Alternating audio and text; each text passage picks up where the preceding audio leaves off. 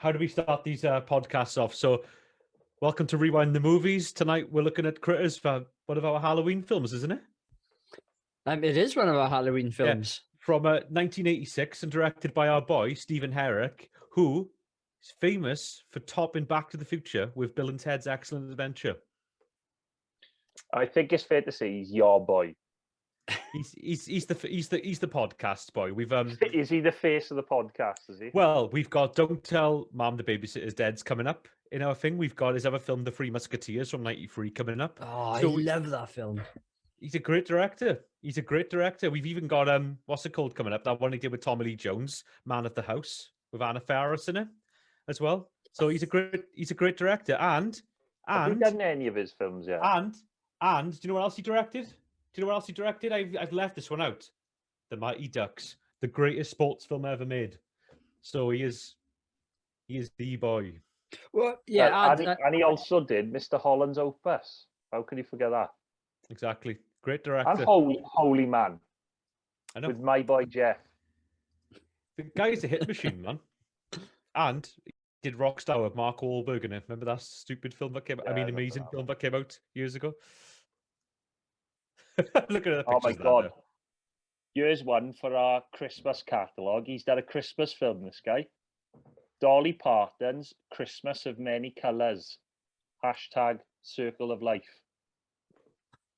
I say we get that down. So let's get into, I reckon, seeing as I'm kind of sort of hosting this one now, let's get into memories of this film, our first section. So, Andrew, what was your first memory of Critters? Stephen Herrick's Critters. I don't remember watching it for the first time, but it was definitely one that I would have rented from a video shop. I've mentioned this a number of times, but like there was a section of our video shop that had what I would class as, I suppose, sort of like B movie horrors, and I would sort of put this in there as well, along with things like Ghoulies, Toys, Dolls. You know, we've had these conversations previously, but yeah.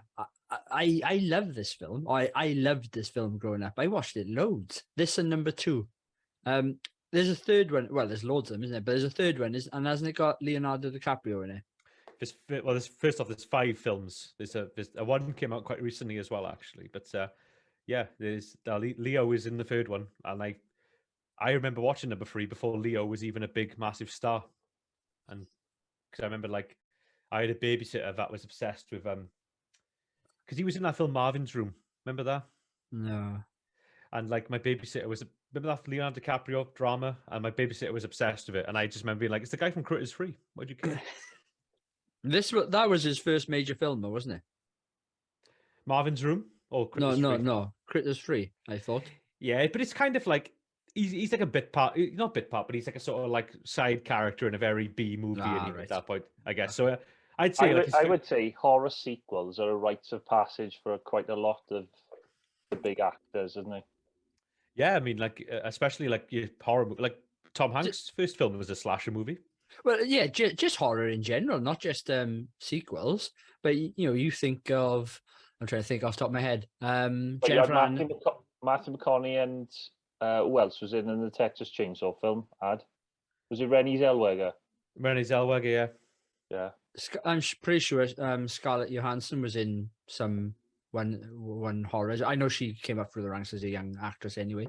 But Jennifer Aniston, she was in Leprechaun. Is she in that? She's in one of them. She's in the first Leprechaun film. Yeah, I thought she was. Yeah. And Billy Zane in this. Yeah. I know, What was the film that George Clooney was in? Attack of the Killer Tomatoes. That's the one, yeah. I haven't seen that in years. Yeah. Obviously, you got what's it called? Marissa Tomei is in Toxic Avenger as a sort of walk-by extra in one of the changing room bits. That's true. She should have been front and center. It would have made it a better film. Do you know who auditioned for Toxic Avenger and almost got the part, but dropped out last second, much to the director's annoyance, because she had to go and do a pop single? Kylie Minogue. Madonna. No. Really? Yep. One of her first. It was either Toxic Avenger or the film, the Trauma film before it, but it's like a famous sort of B movie trauma story. That is what Madonna. Her life came at a crossroads, and it was either schlock B movies or, her bargain bin pop career no one really cares about. So Oh yeah, she didn't do anything for the music industry, did she? yeah, she just did a couple of one-hit wonders when she, Yeah. she's no. How could it? Hang on a minute now. Think about that sentence. She just a couple of one-hit wonders. You know what I mean? You know what I mean? She just did what's that song she did? I can't even remember any of her song names now. Which one do you want? Are you? I don't know if he's joking or not. I know. I'm obviously joking. I'm joking. I know loads of Madonna songs, like Mickey You're So Fine and stuff. Yeah. As he quickly Googles it. I Don't Want to Miss a Thing was one of the best ones, isn't it? Yeah, that's a great song. I'm just looking up the Critters franchise at the moment to see if there's any other big stars in the sequels to these. Can I just say no that you were going to ask me then, were you? Sorry about it. Yeah, no, but say what you were going to say first, Prog, because this podcast is somewhere we can all talk. I was actually going to say that I've only ever watched this once, and it was when it was being shown on terrestrial TV, and I'm pretty sure it was Channel 4 on a weekend, and I caught it about 7 or 8 minutes in, so I missed the first 5 minutes where they escape in that prison. Mm-hmm. And the bounty hunters set off after them. I think I caught it just as they were showing the family on the farm. And I got to say, I prefer it that way. Without seeing the aliens? Yeah, I think it's better. I think it's a better film if you didn't know who they were, where they had come from. And also, I think it would be better that we'll get into the bounty hunters, but I think it'd be better if the bounty hunters just turned up as well, because you wouldn't know what was going on with them. Mm-hmm. My first memory of this, I think I'm actually going to go out on a limb here. I think this is like one of the first ever horror films I ever saw. Critters was because I hope so. You told me you were 6 years old last night. About 6 or 7, yeah. Because I always remember my mother put it on for me, and because I remember Critters 2 coming on TV when like a year or two later, my mother being like, "Oh, watch this ad. You loved the first one," but I would have been about 8 when that happened. So I just have that one memory, because I remember the one I watched more was Critters 2 because I taped it off TV, and then I taped Critters 3 off BBC 2 like a couple of weeks after as well, because I had those two on videotape when I was younger. And I used to watch 2 and the really annoying thing about number 3 is it has a to be continued at the ending. It ends on a to be continued cliffhanger. I don't know if you remember that, but No, I don't remember that at all. it does, yeah. But that's as far as my memories go on this. I just kind of watched number 1 when I was about 6 or 7, vague memory of it, but mainly watched number 2 and 3, and it just goes like that basically. And I think the reason my mother put them on for me and made sure to point them out for me is because they were a lot like Gremlins. They were kind of like Gremlins cash grab. I know that sentences annoyed a lot of people, but I think they were produced and marketed to be a bit like Gremlins. Well, there's arguments against this, isn't it? Because whoa! Hang on a minute now. Adam has spoken. I know that he says they're a Gremlins cash grab, then the Gremlins cash grab. Yeah, but I know that the argument's going to be like, oh, they come up with a storyline like years before this and stuff. But yeah, but still, they didn't start filming it in 1983 before Gremlins. New Line Cinema were obviously a bit like, Gremlins did really well 2 years ago. Why don't we give this screenplay that was written in 1982 loads of money? So in that regard, yeah, it probably was made off the back of Gremlin's success, like Ghoulies was, Do you mean to say then that it probably got green light? It got the green light off the Gremlins' success, rather than. I'm willing to bet. I obviously will. I'll never, unless I phone Robert Shea from New Line Cinemas up and ask him directly. I would put £2 on this being greenlit because of Gremlins.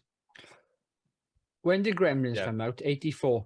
84. This is 2 years later. Okay. And this is Gremlins is Christmas 84. So they would have filmed it in like 83, early 84. Yeah. And I know Gremlins was a spec script written by Chris Columbus, which he didn't intend to ever get made. He just wrote it as something to show around like Hollywood to be like, look, I can be a script doctor.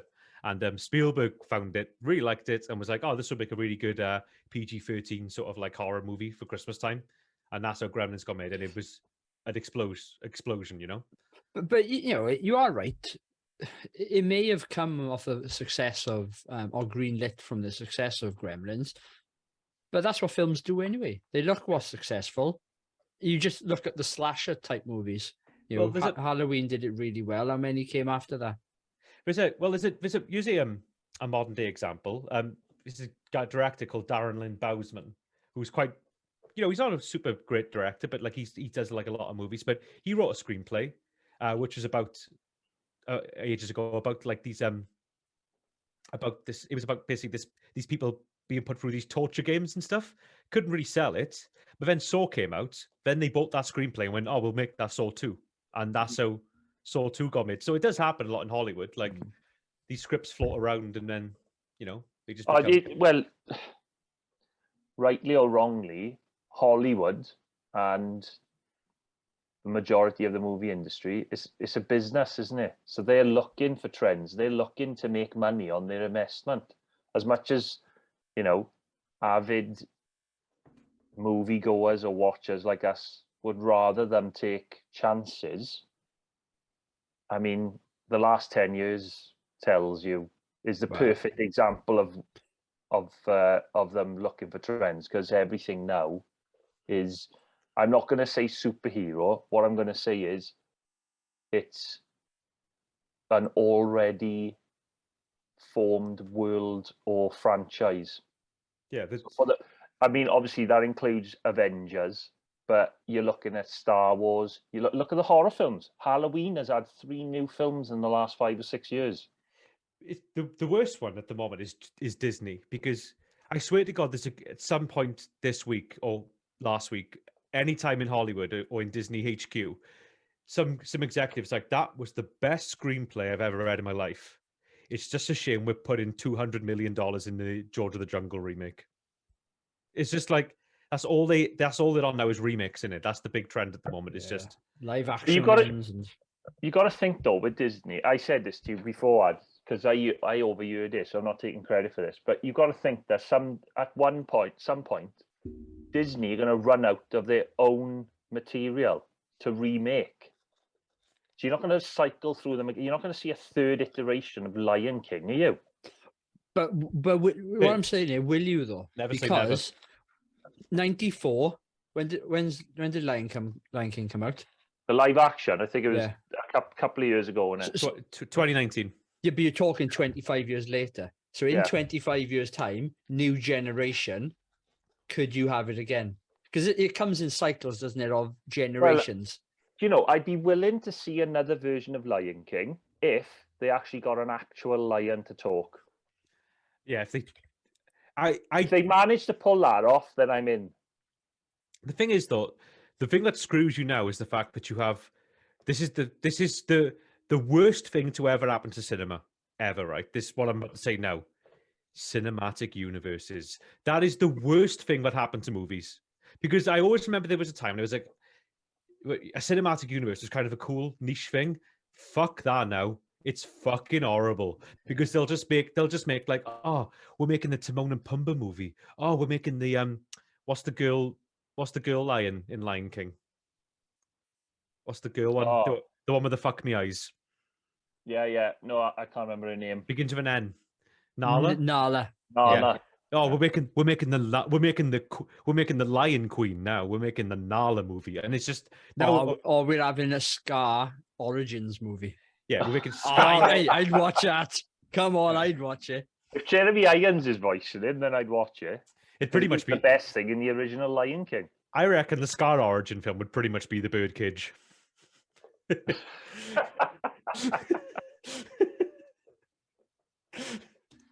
would just be that movie. Because I can't think of a camper villain than Scar from Lion King. Do you think, though, because I know me and Andrew were fans, but you look at the first sort of they called it the phase, didn't they, of Avengers Yeah. up until Endgame, where that was a cinematic universe. But I think they had handled that really well. And I think I've said it before, so apologies if you boys are hearing this again. But I honestly think if Marvel / Disney had just shelved all the all the Avengers stuff for a couple of years, and then brought out the new phase, it would have given everyone a breather, and they would have gone, "Oh, okay, what's the new angle they're going to go here now?" Just giving everyone a breath. But what they did is they just released this slew of, let's be honest, even though I'm a fan, bang average films. Do you know what? There were so many bang average films they released, and the last few, apart from Spider-Man 3, the last few have not been good at all. I've actually got the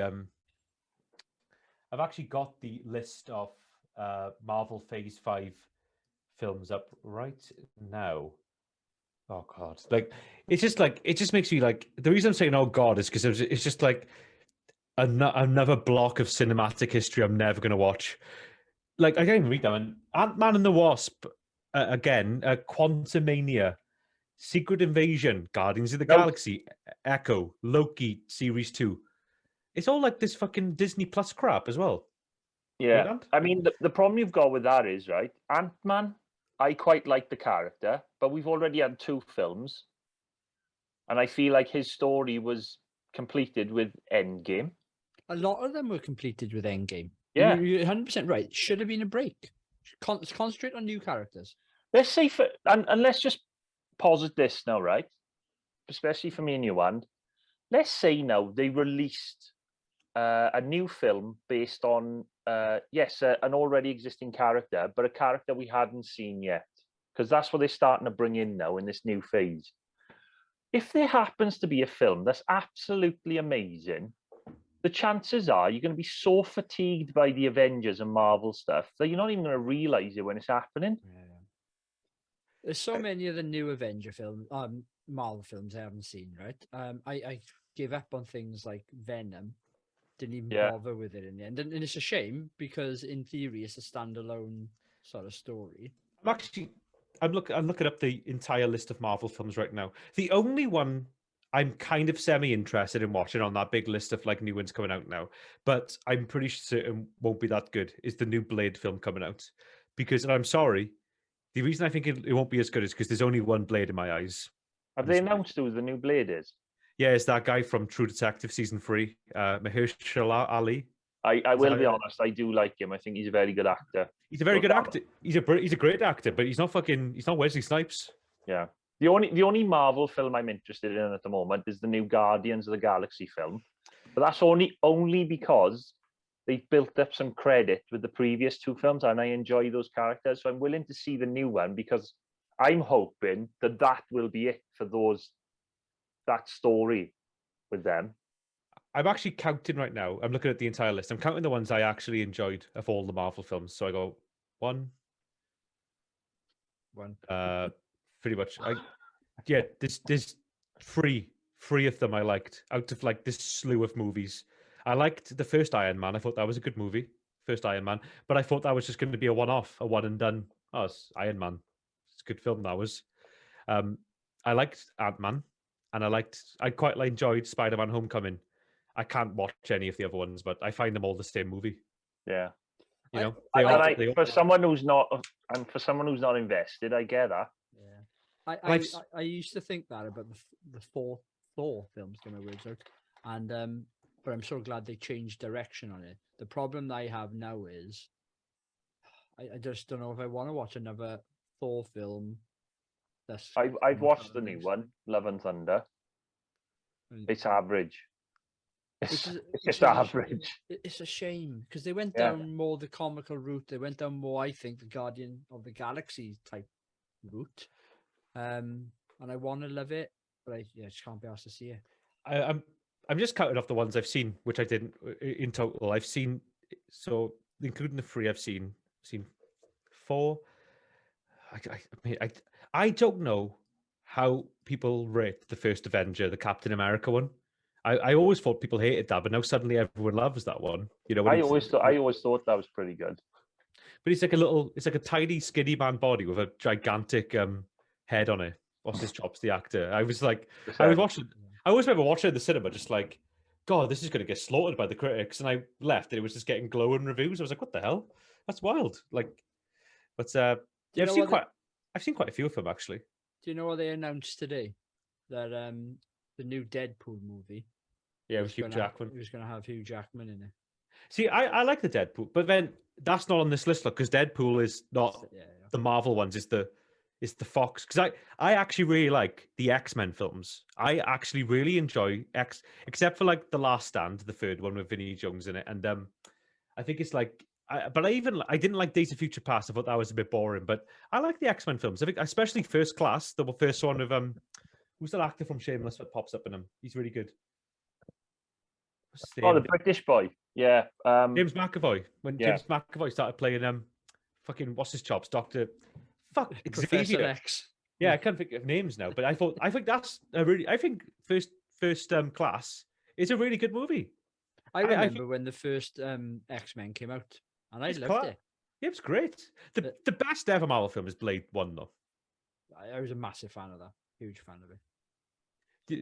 I kind of hated it a little bit, like how when Black Panther came out, the world kind of forgot about Blade. I was like, guys, come on.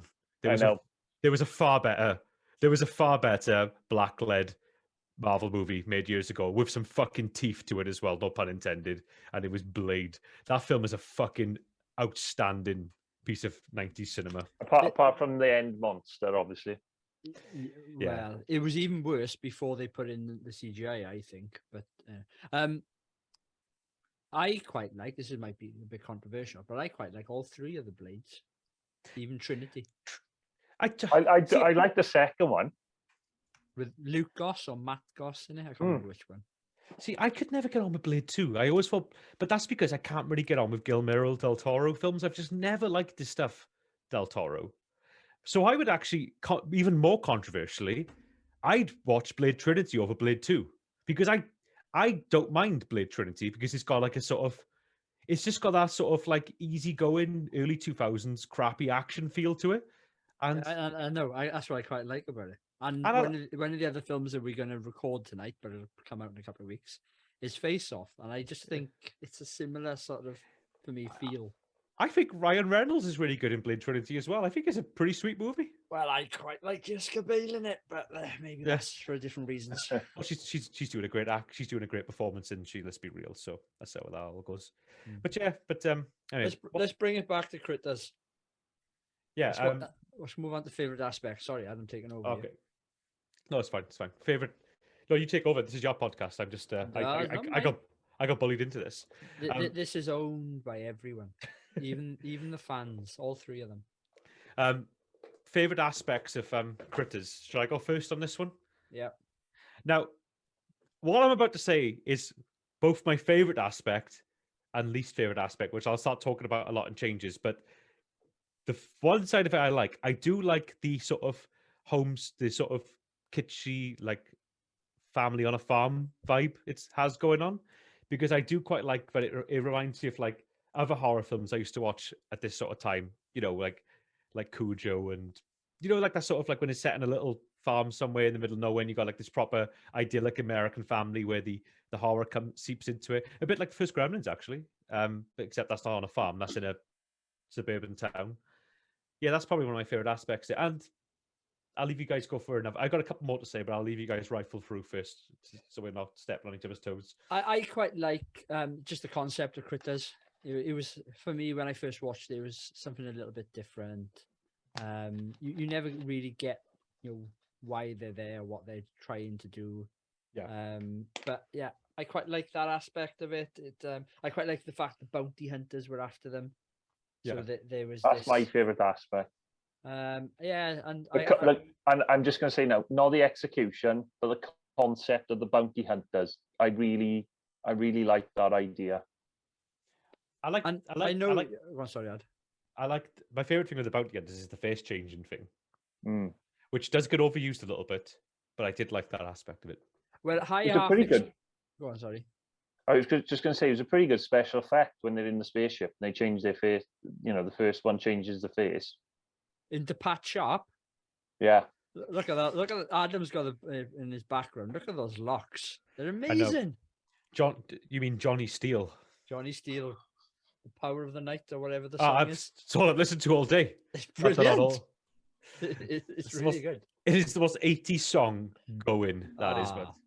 It's unbelievable. When we watched it, Prog stood up and he was just dancing in the living room like that. He was just like, oh man, I can't fucking stop by you. He just couldn't. Listen to the sound of my voice and tell me you think I was dancing. He was definitely wasn't falling asleep because it was like midnight when we put it on. 1 o'clock. It was a late 1 hour. Face Off is much longer than we thought. But anyway, that's to be discussed on another podcast, that one is. So I quite like the concept of it. We'll come on to maybe the execution a little bit later, but I just remember watching this as probably like a 10-year-old boy, probably younger than 10, maybe 8 or 9, and just loving it.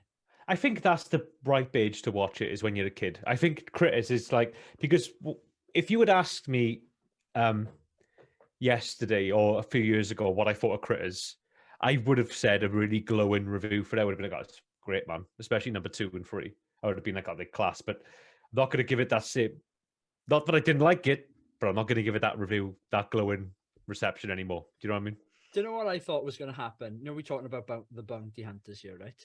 I was waiting for him to turn into the woman with the breast, but that's number 2, isn't it? Yeah. Yeah. That's the one I saw more often, was number 2. Because he looks at a poster, I think, isn't it? And then it turns into the lady, and she's got like half a breast. I had a bit of that going on as well, because a lot of the things I was remembering in this was from number 2 and 3. So I was thinking, oh, this bit's coming up. And I was like, no, that's number. Because I kept remembering when the electric goes out and like the dad's watching a portable television in the shed. But I was like, no, that's number 3. I just kept having memories of other films all the time.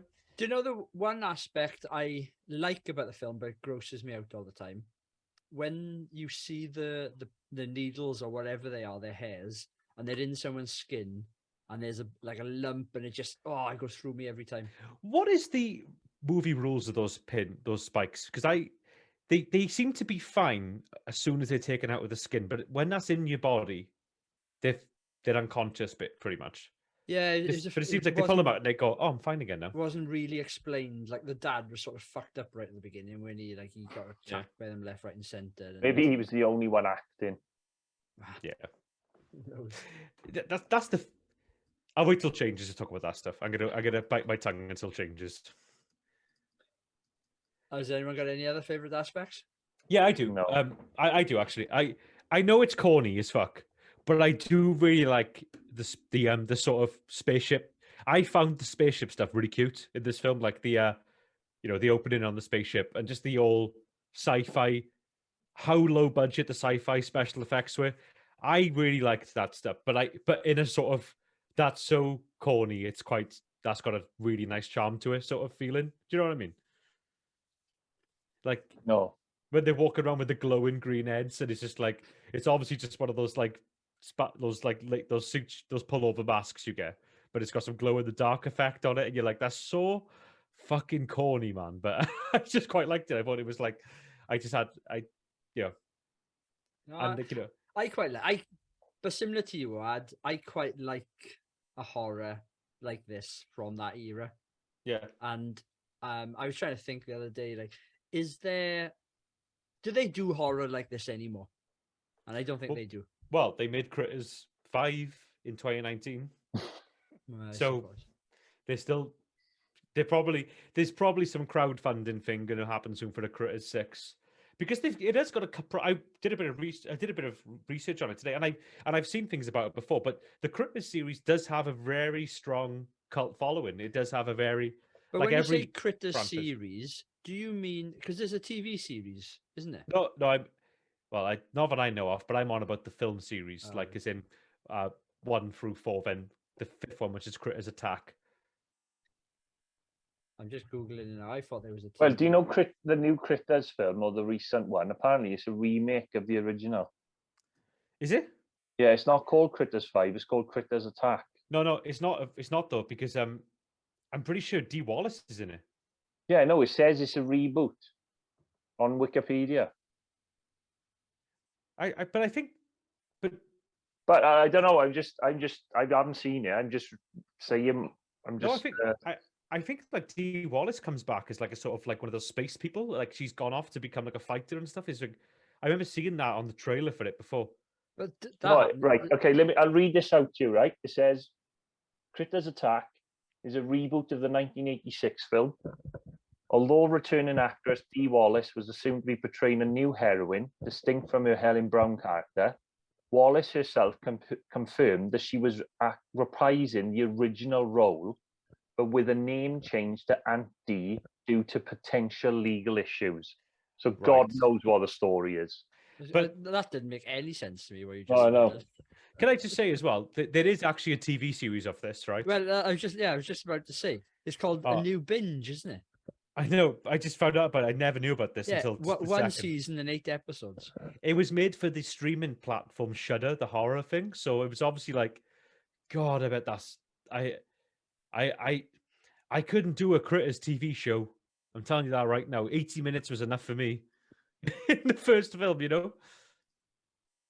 That's wild. I never knew that. Oh, it's got really bad reviews as well, bless it. I bet they. Can I ask you a question? Yeah. Do you know one of my favorite films, the Great Outdoors? Yeah. You have a big issue with the raccoon scene, especially with them talking, subtitles, so on and so forth. How do you feel about Critters talking and having subtitles? Can I just say, Prog did laugh at those scenes last night. He was chortling. Listen to the sound of my voice and tell me that I was laughing. In this world, I can forgive it because they're alien beings.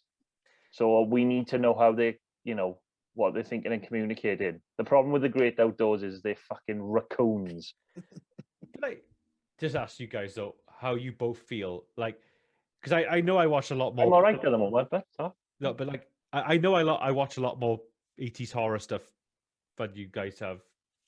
You guys do and stuff, but like I want you to rephrase that and say, I know I watch a lot more run-of-the-mill to bottom tier horror films than you guys do. No, that's what I want to say. I watch a lot of horror films from the decade 1980 or 1980s. But I see a lot. What you do come up against a lot in a lot of like schlocky horror movies, in particular, sort of ones like this or zombie movies, is the comedy horror sort of side of things. Now, sometimes it works; it has its place, but sometimes it's a bit cringy. I'm not gonna lie. In particular, one I always find really cringy is the middle finger gag you always guess. So like in Evil Dead 2. I love Evil Dead 2, but the whole thing with the hands going like this to Ash, I find it a bit cringy. I always find it a bit like, I liked it when I was a little kid, but now as a 33-year-old man, I'm always a bit like lame. How does that relate to this film? Is in when they're talking to each other and they're like saying "fuck" and stuff like that. Okay, right, yeah. I just find it a bit like lame. Just a bit like it's funny for like a kid watching it and a bit edgy for like. But I get maybe that's the purpose. Maybe I don't know, but I'm just saying I just find it a bit lame. Not it's trying to be a bit cool for school, isn't it?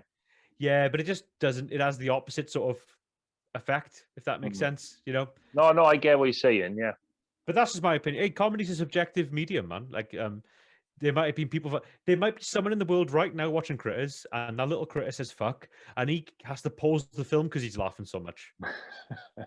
Yeah, it's just my opinion. He's probably also 10 years old. He's about 45 years old. And he's just like, oh, that's amazing. But that's just my opinion. Are we so favorite scene? Favorite scenes in the movie? Yeah. I'll go. Let you boys know. I haven't got anything. I've got probably anything with the bounty hunters. Although, saying that, there's probably quite a bit I wouldn't choose from the bounty hunters. But I quite like the bit where they change in the spaceship to begin with. You get that concept of that they're not just going to be these green faced aliens. They are able to change. But yeah, there's probably a few scenes I wouldn't pick actually. At the risk of sounding insulting, I think my favorite scene is the first scene of the movie when they're on the spaceship because, again, I like in particular the bit when he transforms and his face turns into your your your Johnny Steele guy. I thought the effect on his skin melt. They obviously reversed the film to have it look like that wax face is melting in reverse. I guess I thought that was really cool. If you can call that a scene, um, you Oh, I know, just thought of my favorite scene. go on. It's where Brad goes back into the house for the cat. I've got it in my notes. I was going to ask you that question. Being an annual lover, Prog, I know you would run straight back into the house. Andrew, if say no, if now this is a nightmare scenario I'm painting for you right now. Okay, so if you don't want to answer it because it's too upsetting, just go like this or give me a timeout symbol and I'll stop asking the question. All right, but let's just say these little critter ball men have like come to your home and they're invading everything. And would you run back in the house to get your dog? Probably not. No, I love my dog to bits, but the problem I have with that whole plot, you just don't have the build up of the cat. The cat is like in one scene previously. Also, a cat is different to a. I'm going to say this.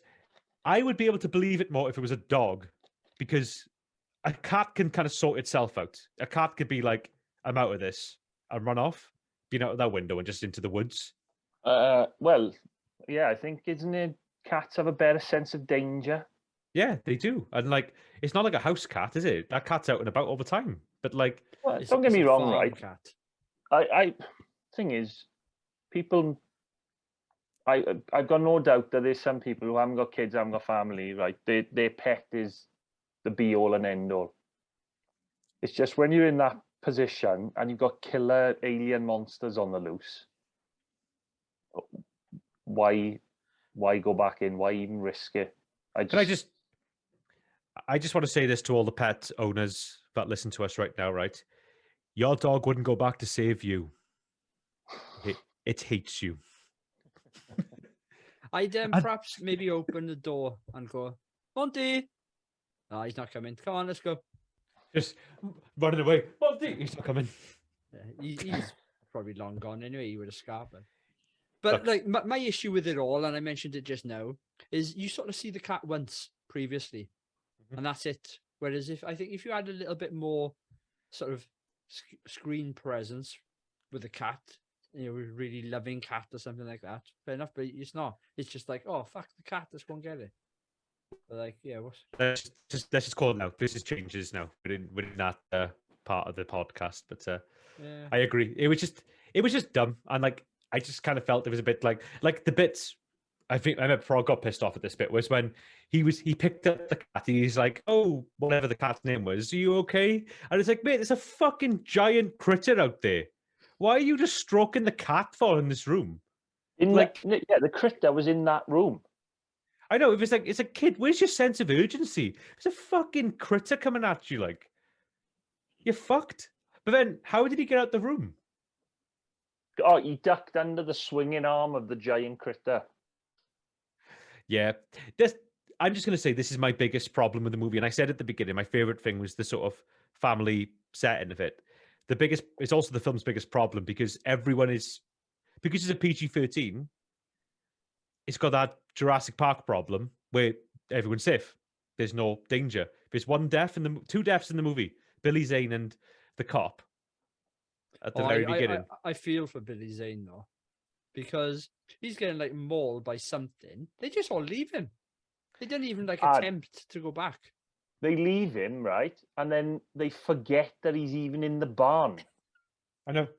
Because I kept saying, I'm telling you now, right? After they'd had a day or two to recuperate from the events in their brand spanking new house that got rebuilt magically, one of them wanders into the barn to get something or check on something, and they stumble across Billy Zane's rotting corpse. The biggest problem with it as well is that like all I could think to myself when this movie ended, there's a scene where like Billy Zane's poor mother comes over to the house and is like, "Have you seen my boy?" Yeah. It's like, "Oh yeah, he's in the shed." They Yeah, just pull a bale of hay down. This like rotten heart. His mother's just like crying her eyes out. They sold his car for scrap. Yeah. Oh yeah, Billy. Yeah. And his daughter's like, oh yeah, he was fingering me for a bit, and then he got killed by one of the critter things. One of the only two people that was killed as well. That's a shame, isn't it? Even though I don't know why the critters.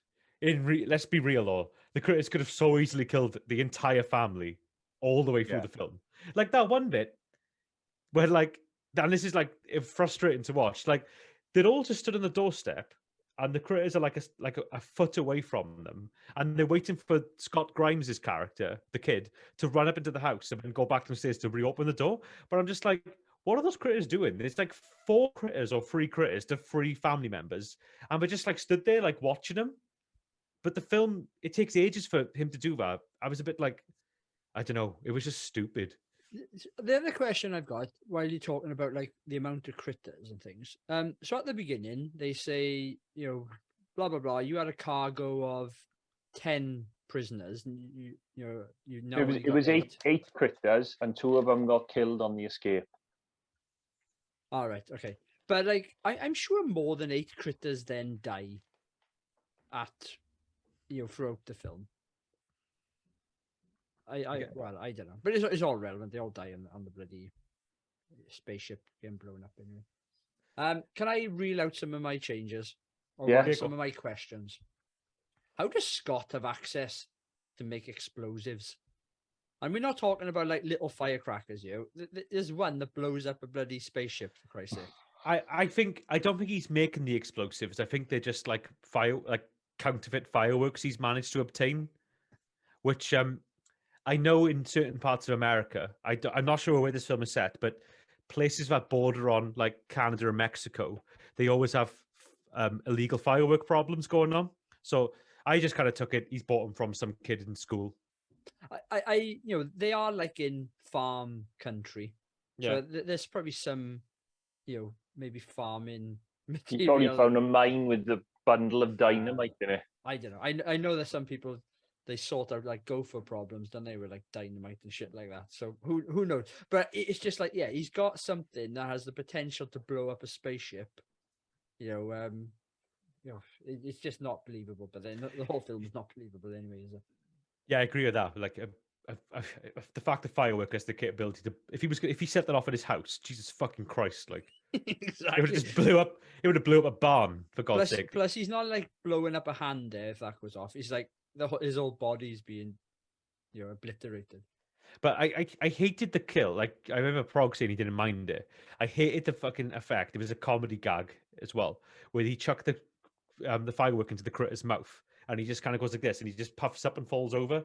I was like, in my head, I was just like, I wanted to see that burst.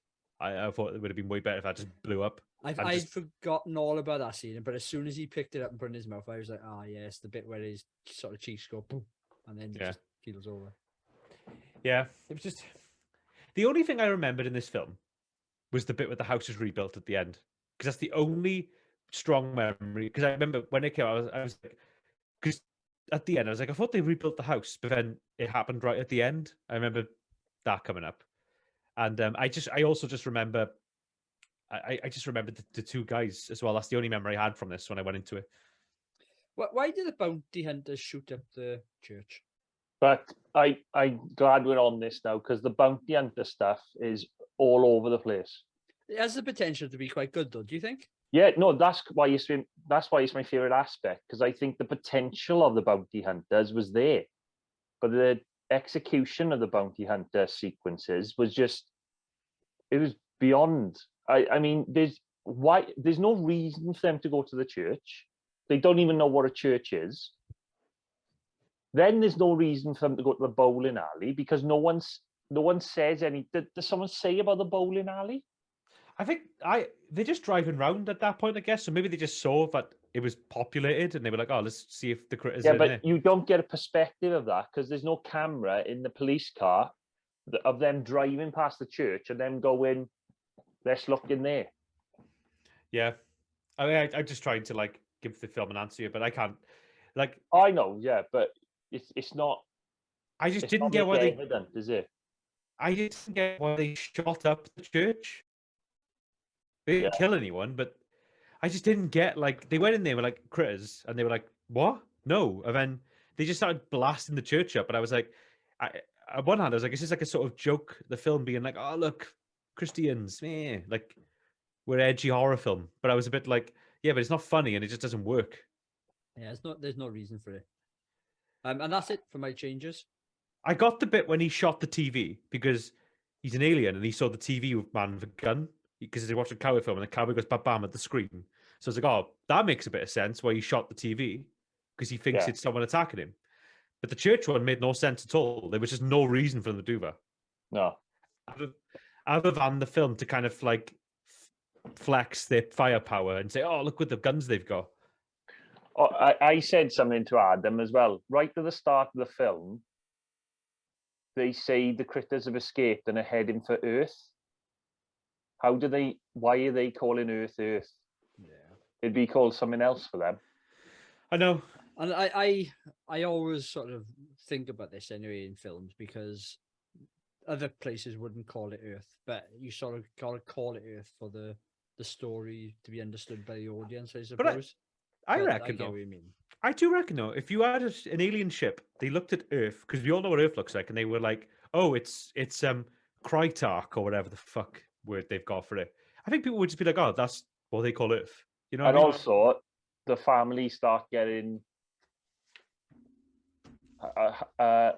what's the word? Not hassled, but aggravated by these critters. So you know it's Earth.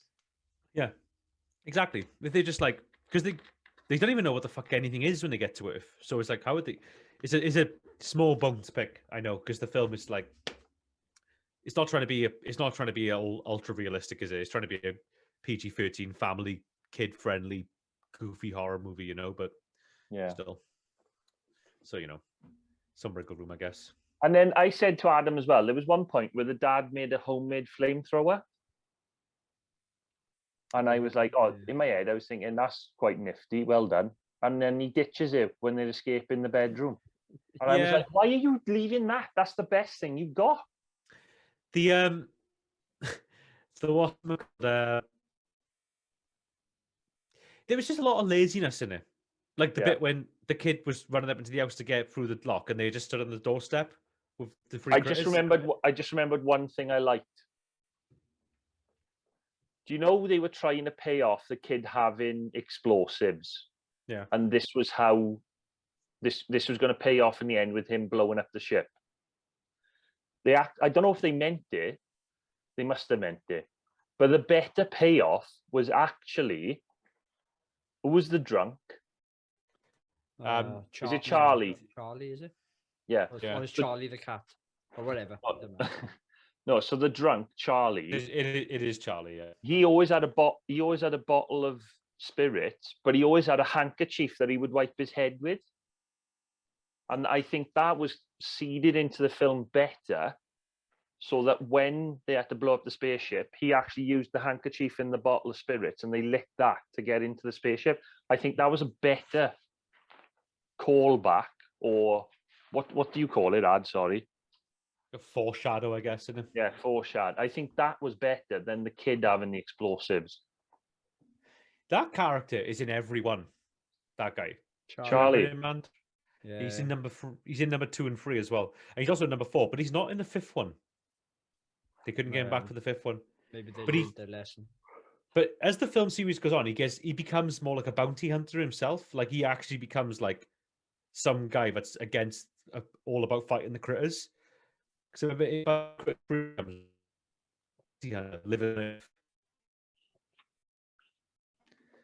Are we going to do Critters 2 for this podcast? I think we should do it. No.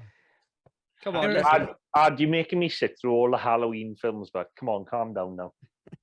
You love them. Prog needs a year off at least. Yeah. Right, let's think about starting wrapping this up. I've got some sort of facts, which I always do. I may as well I'll reel them out. The bowling shirt the father wears. So it was if you obviously have a look back, it's a bit of a parody type shirt for Ghostbusters. Yeah. Yeah. But funnily enough, he also wears the same colours of that shirt that Egon wears in the animated series. And I don't know if this is a coincidence or not, because this would have come out the same year as the animated series. I'm gonna go on my gut on this and say that was a massive coincidence. Yeah, it must be. Must be. Because like also, time it would have been filmed and everything. yeah. What do you reckon the name of that bowling team would be? Because it never really says, does it? The Pinbusters. Yeah, it must be. Small balls. Small balls. What's the town they called? What's the town they live in called? No idea. Well, it's just set in Kansas. Fuck it, the Kansas Shaggers. Also, because Dee Williams is in this, not Dee Williams, what's her name? Dee Wallace. Yeah, Dee Wallace. Dee Wallace Wallace, Stone yeah. in this one because she was married to Chris Stone, wasn't she? Not Billy Dee Williams, but yeah, Dee Wallace, because she's in it. There's loads of references, or there's not loads, but there's a couple of like things to E.T., isn't it? Yeah. There's like an E.T. poster on the wall at one point. There's the little E.T. as well that the critter, I think, eats or like whatever. But also, there's more or less a mirror scene of E.T. where what's his name? The boy, Billy? Brad, his name is. He puts a thermometer under his under some hot water. And that happens obviously in E.T. In this movie, Dee Wallace has learned a lesson. She's not. And also, one of the critters eats a plastic ET doll. It does. Do you know the critters were loosely based on Taz, the Tasmanian devil? Really? Ah. Yeah. Well, Oh. hey, this is the internet telling me. I don't know. Lawsuit. So, and I think that's about it. Oh, yeah, here's a quick trivia question. So this was Billy Zane's like first big movie where he had more of a part, but he was in one famous film before this one where he had more or less just a bit part. Like Back to the Future 2. Yeah, he was. He was Biff's mate, wasn't he? Yeah. Oh no, Back to the Future 1, isn't it? Or is it number 2? Well, I know he was definitely. Oh, he is in number 1. Sorry, yeah, but he's in number 2 as well. God, what happened to Billy Zane? That's the question. He fucking disappeared, didn't he? Phantom wasn't great for him, was it?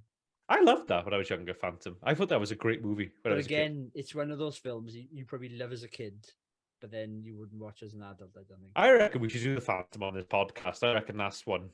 Because I thought that was class when I was younger. I'd rather do Darkman than Phantom. I'll tell you a good film that Billy Zane is in that I never heard anyone talking about is Memphis Belle. Oh, I love Memphis Belle. I remember Memphis Belle. I've seen that, the war film, right? Yeah, by the airplane. Yeah, I love that film. It's like Top Gun for your soft sort of Hollyoaks fans, isn't it? It's your granddad's version of Top Gun.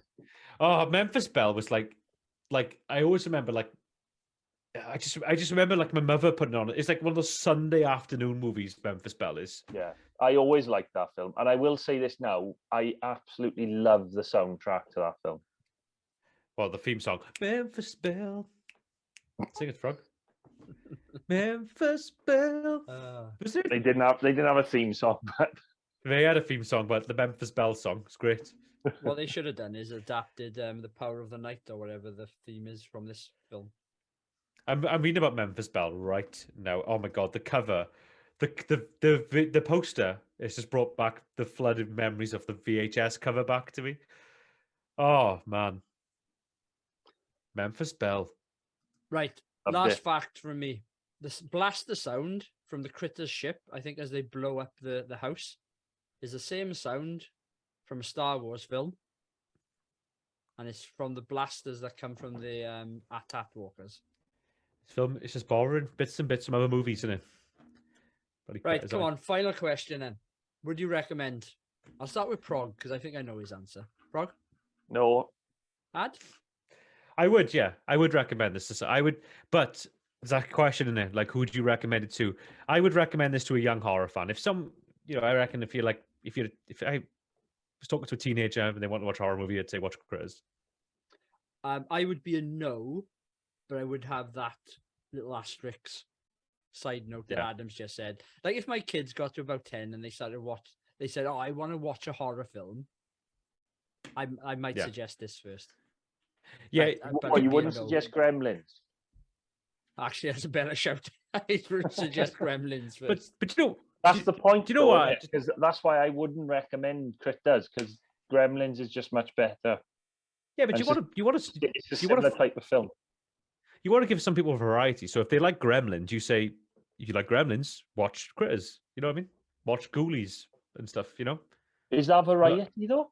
Because if Critters is the same type of film as Gremlins, I'm just gonna say watch the better version.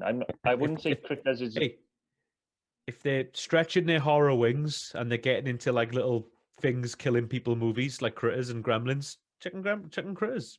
You know, is if they like this sci-fi horror Well, stuff. if they want little things killing people, they should watch a few David Cronenberg's early films. Actually, hey kids, do you know Shivers? If you watch Shivers, kids, Yeah, you know, but I was about 4 when I watched Shivers, so it don't matter. I bet you were. Right, come on, let's wrap this up. Ad, you can do the outro. Don't forget to like, share, and subscribe. Thanks for listening, and tune in next time for more crazy Rewind the Movies takes. Goodbye, everyone. Ta-da.